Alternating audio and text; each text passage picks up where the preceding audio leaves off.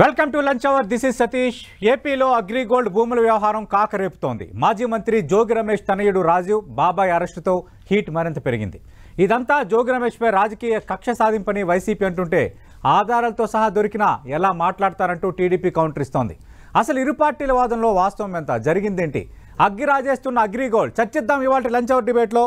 చర్చలో పాల్గొంటున్నారు తెలుగుదేశం పార్టీ నుంచి ఆ పార్టీ అధికార ప్రతినిధి శ్రీనివాస్ చౌదరి గారు, అలాగే వైఎస్ఆర్ కాంగ్రెస్ పార్టీ నుంచి ఆ పార్టీ అధికార ప్రతినిధి కాకమాన్ రాజశేఖర్ గారు డిబేట్లో జాయిన్ అవుతున్నారు. రైట్, శ్రీనివాస్ చౌదరి గారు, మాజీ మంత్రి జోగి రమేష్ తనయుడు అలాగే బాబాయ్ అరెస్ట్ పైన వైఎస్ఆర్ కాంగ్రెస్ పార్టీ స్పందన చూశారు. రెడ్ బుక్ రాజ్యాంగం నడుస్తోంది, చిన్న పిల్లాడిని అరెస్ట్ చేయడం బాధాకరం, ఇదంతా కక్ష సాధింపు రాజకీయం అంటున్నారు. దీనిపై ముందు మీ స్పందన ఏంటి? సార్, మొదట ఎన్టీవీ ప్రేక్షకులకు సతీష్ గారు, మీకు అలాగే వైఎస్ఆర్ రాజశేఖర్ గారికి నమస్కారం. నమస్తే అండి.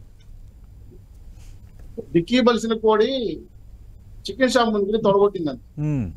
గతంలో అధికారంలో ఉండేటప్పుడు చంద్రబాబు నాయుడు గారు వయసు రీత్యా పెద్దవాళ్ళైనా ముసలి నక్క పిచ్చి కుక్క అని పవన్ కళ్యాణ్ మాట్లాడేది కాకుండా, అబ్బాయి పాపము ఎవడో అమెరికా చదువుకున్నాడంట, చదువుకున్న వ్యక్తికి కనీస హ్యూమన్ అంటే రిలేషన్స్ ఉండాలి, మానవత దొరకదు. చంద్రబాబు నాయుడు కన్నా రోజు ఎవరన్నా ఉన్నారా ఆయన మాట్లాడిన మాట? ఉప్పోలు ఆయన గెలుస్తాడా? అలాగే లోకేష్ గారిని రెండు మాట్లాడినారు జోగి రమేష్ గారు. లోకేష్ గారిని మడతట్టేద్దామా, కృష్ణానదిలో కలిపేద్దామా అని వాళ్ళు చేసిన పాపాలు వాళ్ళకే చుట్టుకున్నాం. సరే, ప్రతిపక్ష పార్టీలో మేము ఉన్నాం, అధికార అహంతో వాళ్ళు మాట్లాడారు, పాపాలు అనిపిస్తారు, నేను దాని వరకు వెళ్దలుచుకోవాలి. రెడ్ బుక్ రాజ్యాంగం అని అంటున్నారు సార్. రెడ్ బుక్ అంటే అర్థం ఏందో తెలుసా sir? Arrival economical growth development. ఇది తెలియకుండా రెడ్ బుక్ పాస్ పోసుకున్నా నాకు అర్థం కాలే. ఇంకా మూడో విషయం, మీరు ప్రధాన అంశం, అగ్రి గోల్డ్ కస్టమర్లు 9 రాష్ట్రాల్లో ఉంది. దాదాపు 15 సంవత్సరాలుగా కోర్టు గొడవల్లో అనేక రకమైన కేసులతో డైరెక్టర్ల మీద వివాదాలు వస్తున్నాయి. దాంట్లో ఒక డైరెక్టర్ చనిపోయాడు. సో టోటల్ గా సిపిసి అటాచ్మెంట్ అనేటువంటి భూములని కూడా గతంలో గద్దల కన్నేసినట్టు అగ్రిగోల్డ్ అన్ని కూడా పరిష్కరిస్తాం, వాళ్ళకి రావాల్సిన డబ్బులను ఇప్పిస్తాం అని చెప్పి ప్రజల్ని మోసం చేసి అధికారంలోకి వచ్చిన జగన్మోహన్ రెడ్డి గారు చివరికి అగ్రిగోల్డ్ ఉన్న భూముల మీద వాళ్ళ నాయకుల్ని కబ్జా చేయడం మొదలు. సర్వే నెంబర్ 88 లో ఉన్న 2140 గజాల భూమి 87 గా మార్చమని చెప్పి సర్వే నడుపుకోవడం, ఆ సర్వే దానికి రమేష్ ఓకే అనడం, ఆ తర్వాత దివ్య అని ఒక ఆమె సపోర్ట్ చేయటం, సబ్ రిజిస్ట్రార్ నాగేశ్వరరావు గారు సపోర్ట్ చేయటం చూస్తే పక్కా ప్లాన్ ప్రకారం ఇప్పటికే కొన్ని వందల కుటుంబాలు అగ్రిగోల్డ్ లో డిపాజిట్లు చేసి నష్టపోయేదికుండా చనిపోయినారు సార్. 15 ఏళ్ళు వాళ్ళు కొట్లాట చేస్తున్నారు చట్టపరంగా, వాళ్ళకి రావాల్సిన డిపాజిట్ డబ్బులు రాలా, మోసాలు నష్టపోయే వాళ్ళు ఇబ్బంది పడుతున్నారు. వాళ్ళకి న్యాయం చేసి వదిలేసి వాళ్ళ భూములు ఆక్రమించుకోవడం సార్, పక్కా పంగడి కూడా కట్టి. సరే, ఎవరు తప్పు చేయలేదు. గతంలో అమర్నాథ్ గౌడ్ గారిని చంపేస్తే పిల్లవాడు 10వ క్లాస్ పిల్లవాడు అక్కనేదో అన్నారని గౌడ సామాజిక వర్గం అంతా పోయి జోగి రమేష్ గారిని ఏమంటే మన గౌడ చంపేశారు, కనీసం కులపరంగా హెల్ప్ చేయాలంటే కులం కూడి పెడతాదా, కులం ఎందుకు మనకి అని చెప్పిన మాట జోగి రమేష్ గారికి. ఈ రోజు కులాల పైన మంత్రాలు తెప్పిస్తున్నా నాకు అర్థం కాలేదు. అంటే నువ్వు అధికారంలో ఉండేటప్పుడు నీ కళ్ళు మిన్ను కనపడలే, ఇప్పుడు నీ కిందకి చాపకి నీళ్ళు వచ్చి నీ కులం గుర్తొచ్చిందా? బీసీ నాయకులు అయితే 188 మంది బీసీ నాయకులు చంపేసినప్పుడు మీరు ఎక్కడున్నారండి? ఏ కులంలో దాక్కున్నారు? ఆ పొద్దు జగన్మోహన్ రెడ్డి గారు చెప్పిన మాట ప్రకారం మీరు వెళ్ళి చంద్రబాబు నాయుడు ఇంటి మీద దాడికి వెళ్ళారే, అప్పుడు ఆ దాడి కాదా? దాన్ని ఏమంటారు? కట్టు కర్రలు తీసుకెళ్ళి అంటే కన్ను మీద కాలేదా? మీ మంత్రి పదవి కోసం చేసిన ప్రయత్నాలే కాదు ఇవన్నీ. సో మమ్మల్ని ఏమన్నా అన్నారు, భరించాం, ప్రజలంటే భరించలేదు సార్, అందుకే ఈ రోజు మిమ్మల్ని ఓడగొట్టి పక్కన కూర్చోబెట్టారు. పైగా ఇప్పుడు అగ్రిగోల్డ్ అప్పలంగా అలా దొబ్బేయాలని ప్లాన్ చేసిన మీరు ఈ రోజు చట్టం ప్రకారం దొరికిపోయారు. సర్వే నెంబర్ మార్చి రిజిస్ట్రేషన్ డబుల్ రిజిస్ట్రేషన్ చేశారు, దాని సర్వేకి లెటర్లు పెట్టారు, ఆధారంగా వచ్చాయి కదా. మీ అబ్బాయి అమెరికా చదువుకోండి, ఎందుకు తీసుకోండి డెలైట్ లో పని చేయని ఈ కేసులు ఎందుకు ఇచ్చారు? ఆ అబ్బాయి పేరు మీద భూమి రిజిస్ట్రేషన్ చేశారు, ఏమన్నా అబ్బాయి అయిపోయాడు, ఎటు జోగి వెంకటేశ్వరరావు గారు అయ్యారు, ఎదురుగా మీరు నిలబడ్డారు. సో ఆధారాల ద్వారా పక్కాగా దొరికారని సరళత కాదు ఏబిసిడి సిబిసిడి నాయకురాలు ఇన్స్పెక్టర్ చెప్తున్నారు. సో కోర్టు నిరూపించుకోండి, చట్టం తన పని చేసుకుంటాను కదా. ఇది ఎందుకు రెడ్ బుక్ రాజ్యాంగం అవుతుంది నాకు అర్థం కాల. ప్రజల సొత్తును అప్పలంగా మింగేసి పెద్దలాగా దోచేస్తా ఉంటే రెడ్ బుక్ రాజ్యాంగం ఎలా అవుతుంది సార్? నాకు అర్థం కాలేదు. మీరే సతీష్ గారు భూమి కొంటే మీ భూమిని డబుల్ రిజిస్ట్రేషన్ చేసుకుని ప్రభుత్వాలు కూడా అమ్మేస్తే విత్ ఇన్ డేస్ లో అమ్మేసాడు ఆ భూమి కూడా 5 కోట్ల రూపాయలు. సో ఇది తప్పు కదా, దుర్మార్గం కదా, ప్రజల సొత్తు దోచుకోవడం కదా, పంది కుక్కల్లో మెక్కేయడం కదా దీన్ని. సో ఇవన్నీ ఆ రోజు జగన్మోహన్ గారిని కనపడలే, తప్పని చెప్ప. ఈ రోజు రెడ్ బుక్ రాజ్యాంగం నోట్బుక్ పుట్టిలోకి వచ్చి ఆయన మాట్లాడుతుంటే జనాలు నవ్వుకుంటున్నారు. నువ్వు చేస్తే ఏమో సంసారం, మేము చేస్తే ఏమో వ్యభిచారం అని మాట్లాడుతుంటే 136 మంది చంపారు అన్నాడు.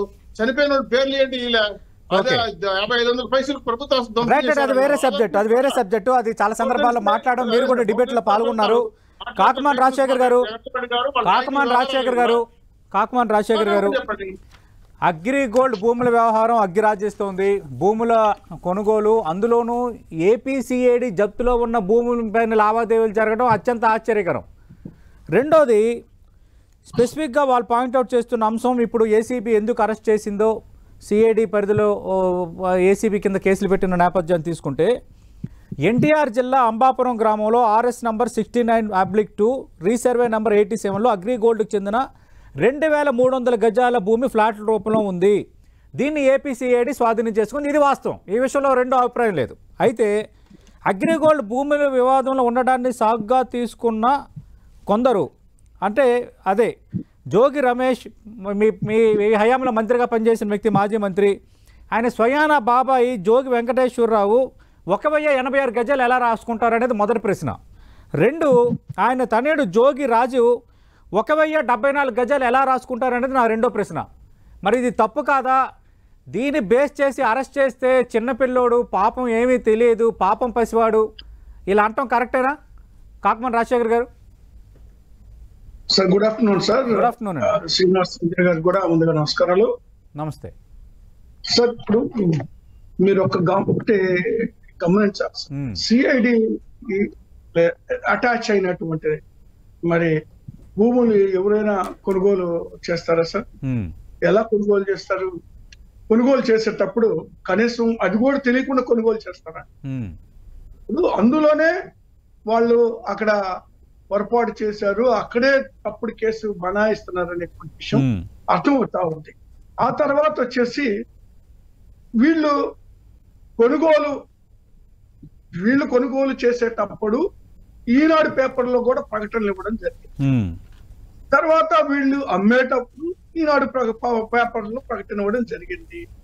ఏ కొనుగోలైనా అమ్మకాలైనా ప్రకటన ఇచ్చిన తర్వాత 7 రోజులు గడువు అనేటువంటి ఉంటుంది. ఈ లోపల ఏదైనా సరే వివాదం ఉన్నా, లేకపోతే ప్రభుత్వానికి సంబంధించిందా, లేదా అగ్రిగోల్డ్కి సంబంధించిందా, లేదా మరొక దానికి సంబంధించిందా అనేటువంటి విషయాన్ని ధృవీకరించుకొని మరి ఖచ్చితంగా ఇదే సిఐడి ఎందుకు ఆ రోజు అడ్డం పడలేదు, అసలు ఆ భూమికి ఈ భూమికి సంబంధమే లేదు అనేటువంటి మా వాదన. ఎందుకంటే వీళ్ళ అధికారంలో ఉన్నప్పుడు తెలుగుదేశం పార్టీ నాయకులే మరి దీన్ని కొనుగోలు చేశారు. ఆ విషయం మర్చిపోవద్దు. వాళ్ళు ఉన్నప్పుడు పర్టికులర్ గా ఈ భూమికి సంబంధించి మరి 31/12/14లో కూడా ఒక మరి కొనుగోలు అమ్మకాలు జరిగినాయి.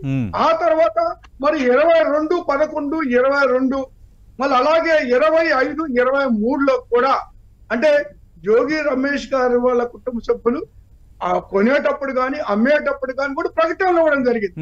అప్పుడంతా వీళ్ళు మరి దీనికి అబ్జెక్షన్ అనేటువంటిది రాకుండా నిద్రపోతున్నారా, లేకపోతే నిద్రపోతున్నట్టు నటిస్తా ఉన్నారా? కేవలం ఆ రోజు ఎందుకు మాట్లాడలేదు? కాకమాన్ రాజశేఖర్ గారు, అప్పుడు అధికారంలో ఉన్నది మీరు కదా, అప్పుడు అధికారంలో ఉన్నది మీరు. ఎవరు మాట్లాడతారు మీకు ఎగ్నెస్ట్ గా? అంత ధైర్యం ఎవరు చేస్తారు? సిఐడి అని ఏసీబీ అని చేసే వాతావరణం ఉందా? లేదు సార్. మీరు ఒక చిన్న విషయం గమనించండి. ఎవరు అధికారంలో ఉన్నా లేకపోయినా భూములు కొనుగోలు అమ్మకాలకు సంబంధించి పేపర్లో వచ్చిన తర్వాత ఒక లెటర్ పడేస్తారు అబ్జెక్షన్స్ ఎవరైనా సరే ఉంటే. ఎవరైనా ఈవెన్ పబ్లిక్ అయినా ఇవ్వచ్చు. ఇప్పుడు దానికి ఏదో సిఐడిలు పోలీసులు ఏదో చేయాలని కాదు, ఇది చట్ట ప్రకారమే జరిగింది. ఇప్పుడు రెడ్ బుక్ రాజ్యాంగాన్ని జరగాల్సి ఇంకొక విధంగా చెప్పారు శ్రీనివాసు. కాదు, అది హిట్ లిస్ట్. అక్కడ హిట్ లిస్ట్ ఒకటి పెట్టుకొని మరి ఏదైతే మరి నిరసన వ్యక్తం చేశారో జోగి రమేష్ గారు ఆనాటి మరి చంద్రబాబు నాయుడు గారు ఇంటి ముందు, దాన్ని అడ్డం పెట్టుకొని ఆయన కొడుకు మీద ఈ విధంగా వ్యవహరించడం ఎంతవరకు సబబండి? అన్యాయంగా మరి చదువుకొని ఇప్పుడేదో ఉద్యోగాలు సెటిల్ అయ్యేటువంటి పిల్లవాడి మీద ఇలాంటి అక్రమ కేసులు పెట్టి అన్యాయంగా ఇరికిస్తున్నటువంటి పరిస్థితుల్లో చూస్తున్నాం. ఒకవేళ మీకు ఏదైనా ద్వేషం ఉంటే, అదే జోగి రమేష్ గారు ఏం చెప్పారు, నా మీద ద్వేషం ఉంటే నా మీద మీరు కక్ష తీర్చుకొని నా మీద కేసులు పెట్టండి, కానీ అమోసముంది లేని పిల్లకాయల మీద ఈ విధమైనటువంటి కేసులు పెట్టడం ఎంతవరకు సబబు అనేటువంటిది కూడా మాట్లాడుతూ మరొక మాట కూడా చెప్పారు. కాకమన్ రాజశేఖర్ గారు, వైఎస్ఆర్ కాంగ్రెస్ పార్టీ అధికార ప్రతినిధిగా మీరు అలా మాట్లాడొచ్చు, అలా అడగొచ్చు. అంటే ఇదంతా పూర్తిగా తప్ప 2300 గజాల భూమిని ఫ్లాట్ల రూపంలో చేయడం కానీ, విక్రయించడం కానీ, అప్పనంగా 5 కోట్లకు పైగా తీసుకున్నారన్న అంశం కానీ, అంతకు మించి జోగి రమేష్ బాబాయ్ జోగి వెంకటేశ్వరరావు 1086 గజాలు తమ పేరు మీద ఉన్నవాట వాస్తవం కాదా? జోగి రమేష్ తనయుడు జోగి రాజు పేరు మీద 1074 గజాలు ఉన్న మాట వాస్తవం కాదా? ఇందులో తహసీల్దారు వీళ్ళు కూడా ఇప్పుడు నిందితులుగా కేసు నమోదైంది. సార్ ఇప్పుడు సతీష్ గారు అంటే ఈ వాస్తవాలన్నీ తప్పని అడుగుతున్నాను నేను స్ట్రైట్ గా. ఇవన్నీ తప్పు, ఇవి రాత్రికి రాత్రి పుట్టించేశారు, ఈ డాక్యుమెంట్ పైన వివరాలు మార్చేశారు అని అంటారా వైఎస్ఆర్ కాంగ్రెస్ పార్టీ నేతలు? చట్ట ప్రకారం పోతాం సార్. సతీష్ గారు ఒక్క నిమిషం సార్ చెప్పండి. చట్ట ప్రకారం పోవడానికి మేము సిద్ధంగా ఉన్నాం. ఇప్పుడు క్రయ విక్రయాలు జరిగినాయి అని మీరు చెప్పారు సార్. క్రయ విక్రయాలు జరగకపోవడం కూడా నేరం ఎలా అవుతుంది? దానికి సంబంధించింది ఆ భూములు అగ్రిగోల్డ్ కి సంబంధించింది అని వీళ్ళు ఆరోపణ చేస్తున్నారు. అది కోర్టులో నిజాన్ని చేర్చుకుంటాం. క్రయ విక్రయాలు చేయడం తప్పు కాదు, ఎవరు తప్పు అనరు. కానీ ఆ భూమికి సరైన టైటిల్ ఉందా, ఆ భూమి ఏంటి, ఆ ల్యాండ్ ఏంటి, ఆ ల్యాండ్ పేపర్స్ ఏంటి, దాని ప్రొఫైల్ ఏంటి, ఇవన్నీ కూడా కీలకం కదా. అని మాట్లాడడం జరిగింది. అంతకన్నా ఏం చెప్పాలి చెప్పండి సార్. కొంచెం క్లారిఫై చేస్తాము. ఎక్కడ నుంచి వచ్చింది? శ్రీనివాస్ చౌదరి గారు క్రయ విక్రయాలు చేయడం తప్ప, అనవసరంగా ఈ కేసులో ఇరికించారు. చంద్రబాబు నాయుడు నివాసంపై జోగి రమేష్ దాడికి యత్నించారు కాబట్టి దాన్ని మనసులో పెట్టుకుని జోగి రమేష్ తనయుడు రాజు పాపం పసివాడు, అన్యం పుణ్యం తెలియనివాడు, అమెరికా నుంచి వచ్చాడు, మంచి చదువుకున్నవాడు, ఆయన్ని కావాలని టార్గెట్ చేశారు. ఇది వైఎస్ఆర్ కాంగ్రెస్ పార్టీ ఆరోపణ. సార్ నేను ఒక చిన్న క్లారిఫై చేస్తాను. చెప్పండి. అంబాపురంలో సర్వే నెంబర్ 87లో 1840 భూములు ఆ రోజు కల్లా సాంబరెడ్డి, కాకర్లపూడి అన్నపూర్ణ, ఎలమర్తి రాజేంద్ర ప్రసాద్ గారు, అశోక్ రెడ్డి, రకరకాల ఎక్సెట్రా వాళ్ళ పేరు రిజిస్ట్రేషన్ అయింది. అయితే జయలక్ష్మి పార్ మీద 2 ఎకరాల 80 సెంట్లు రిజిస్టర్ అయింది. అందులో 65 సెంట్లు అంటే 3120 గజాలు అల్లూరు కృష్ణమూర్తి గారి మీద విక్రయమైంది. దాన్ని అగ్రికోల్డ్ యజమానైన నవాబు ఉదయ్ భాస్కర్ గారు కొన్నారు 2293.5 గజాలు. దాన్ని విక్రయించారు 2020 నంబర్. ఆ 2120 గజాల్లో ఉన్న జోగి రమేష్ కుటుంబ సభ్యులు అగ్రిగోల్డ్ పత్రాల మీద దొంగ పత్రాలు డబుల్ రిజిస్ట్రేషన్ చేసింది కాదా? Same survey number.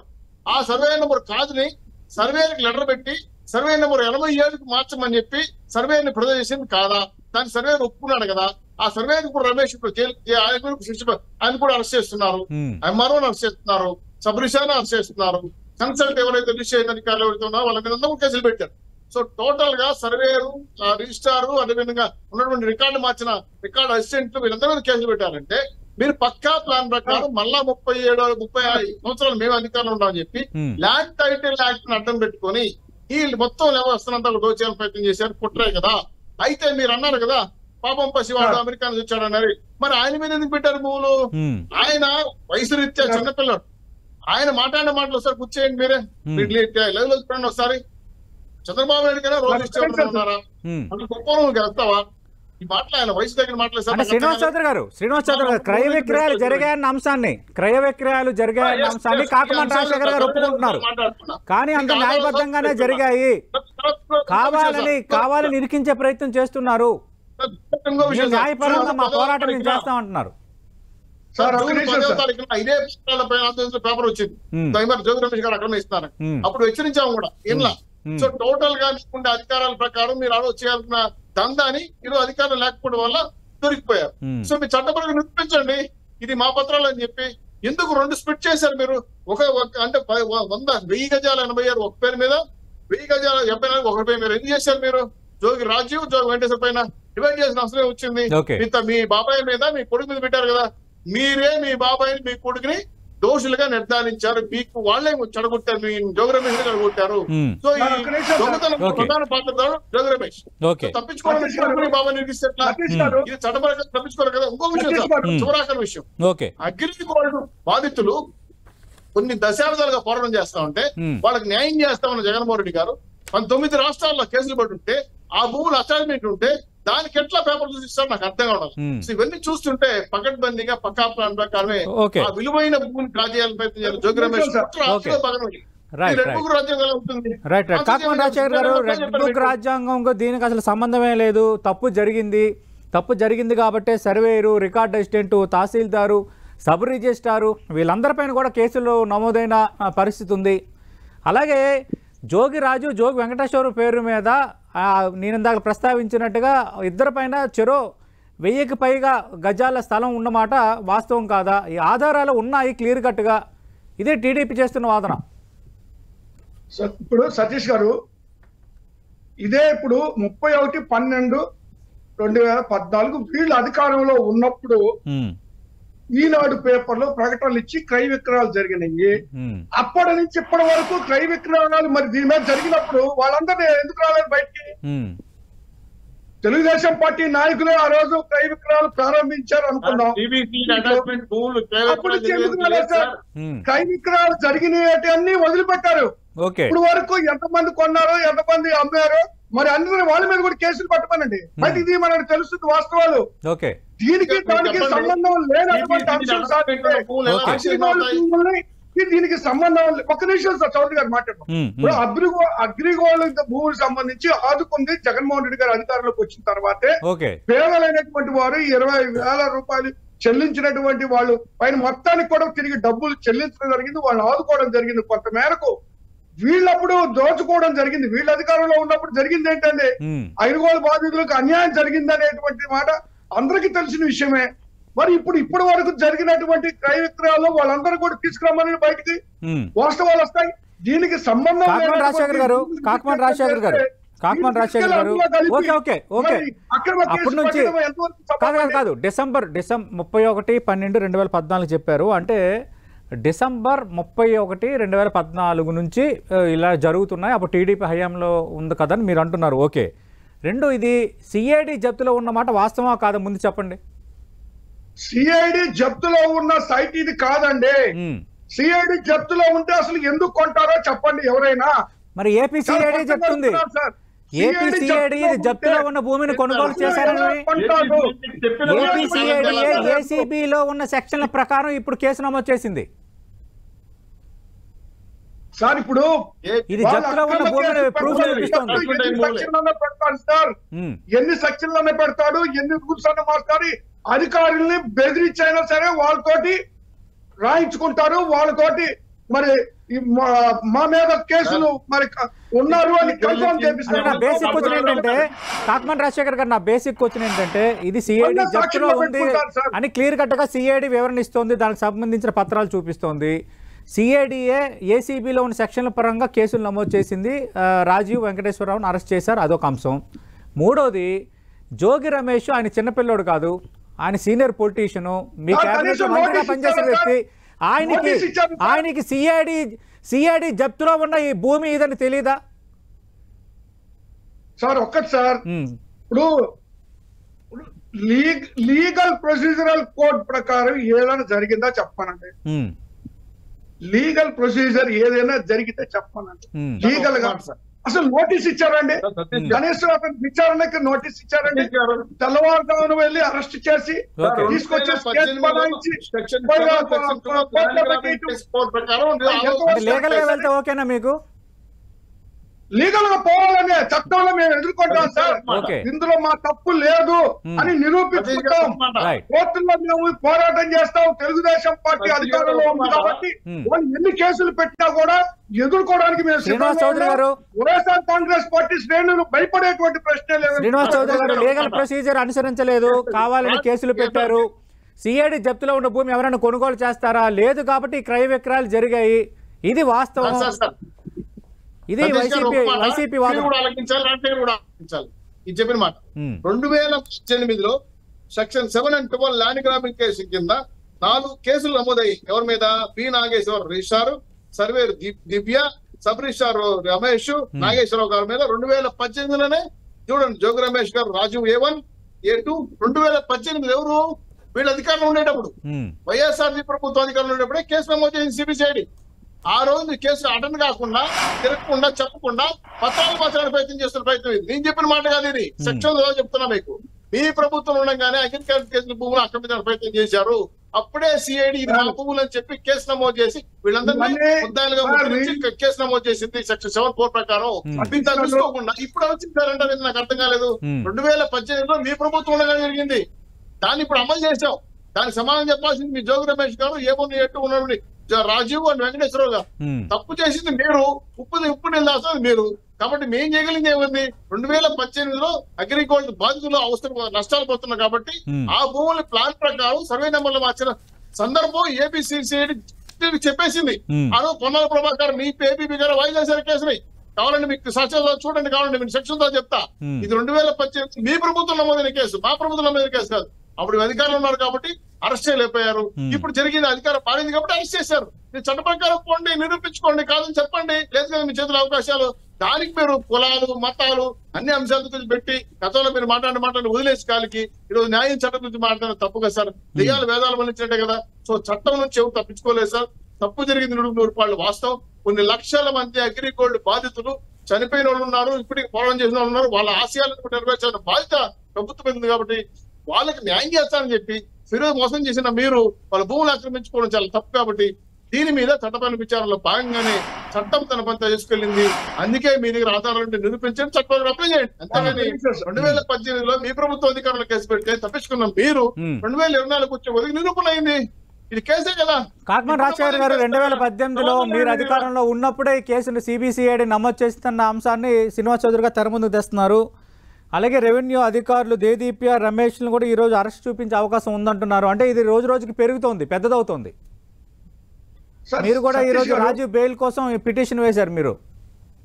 సార్ ఇప్పుడు ఇక్కడ విచిత్రం ఏంటంటే అగ్రిగోల్డ్ బాధితుల గురించి వీళ్ళు మాట్లాడుతుంటే దెయ్యాలు వేదాలు వల్లించినట్టుంది. అసలు ఆ బాధితులు వాళ్ళ ఆ విధంగా నష్టపోవడానికి ఇబ్బంది పడడానికి వీళ్ళంతా తెలుగుదేశం పార్టీ కారణం సార్. అసలు ఆ విషయాన్ని వాళ్ళు ఏదో మా మీద రుద్దే ప్రయత్నం చేస్తా ఉన్నారు. మేము వచ్చాక అంతో ఇంతో వాళ్ళకి సహాయం చేసేటువంటి ప్రయత్నం మేము చేసాం సార్. మేము చేసాం. తర్వాత ఇప్పుడు కేసులు అంటా ఉన్నారు. అవి ఖచ్చితంగా కోర్టులో మేము తేల్చుకుంటాం సార్. మేము సిద్ధంగా ఉన్నాం. ఎక్కడ తప్పు జరగలేదు అనేటువంటిది మా దగ్గర ఉండే సాక్ష్యాధారాలు మా దగ్గర ఉన్నాయి. వాళ్ళు కేవలం ఏంటంటే అధికారులు ఉన్నారు కాబట్టి ఎన్ని ఎలిబీలు సృష్టిస్తారు, ఎన్ని కేసులైనా బనాయిస్తారు, ఎన్ని రికార్డులైనా క్రియేట్ చేస్తారు. వాళ్ళు ఎన్ని చేస్తున్నా కూడా న్యాయస్థానం మీద మాకు నమ్మకం, న్యాయస్థానంలో ఫైట్ చేస్తాము. కాబట్టి ఇవే కాదు, వాళ్ళు ఎన్ని కేసులు పెట్టినా కూడా వైఎస్ఆర్ కాంగ్రెస్ పార్టీ శ్రేణులు భయపడేటువంటి ప్రశ్నే లేదు. వాటన్నిటిని కూడా ఎదుర్కోవడానికి కూడా మేము సిద్ధంగా ఉన్నామండి. ఓకే, చాలా సంతోషం. మన రఘురావు గారు ఎమ్మెల్సీ వాళ్ళు ఇచ్చిన హామీలను నెరవేర్చకుండా వాళ్ళ హామీలు నెరవేర్చే విషయాన్ని మర్చిపోయి కేసులు పెట్టడం, తప్పుడు కేసులు పెట్టడం, మద్దలు చేయడం, ఈ విధంగా కార్యక్రమాలు ఇచ్చిన హామీలు చెప్పండి మీరే. చట్ట ప్రకారం మేము తెలుసుకుంటాము.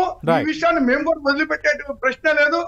లీగల్ గా ఎంతవరకు కాకమాన్ రాజశేఖర్ గారు, థ్యాంక్ యూ శ్రీనివాస్ చౌదరి గారు. మనం చూస్తున్నాం ఆంధ్రప్రదేశ్ లో అగ్రిగోల్డ్ వ్యవహారం అగ్గిరాజేస్తోంది.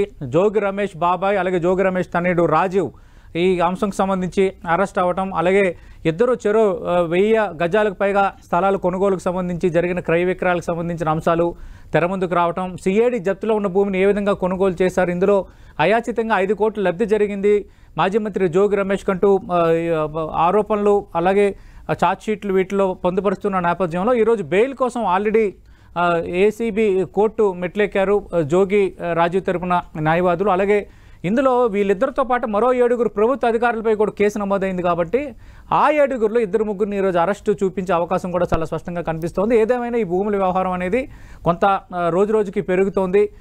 జోగి రమేష్, మరోవైపు చంద్రబాబు నాయుడు దాడి కేసు నేపథ్యంలో నోటీసులు కూడా అందిన నేపథ్యంలో ఇక ఇది వెండేట పాలిటిక్స్ అని వైసీపీ అంటుంటే వాస్తవం ఇది క్లియర్ కట్గా వాళ్ళు అవినీతికి పాల్పడినట్టుగా ఉన్నప్పుడు అరెస్ట్ కాకపోతే ఏం జరుగుతుందన్న అంశాన్ని అధికార టీడీపీ ప్రశ్నిస్తోంది. బట్ రాజకీయంగా అయితే ఇది పెద్ద దుమారం రేపుతోంది. ఇది వాటి లంచ్ అవుట్ డిబేట్.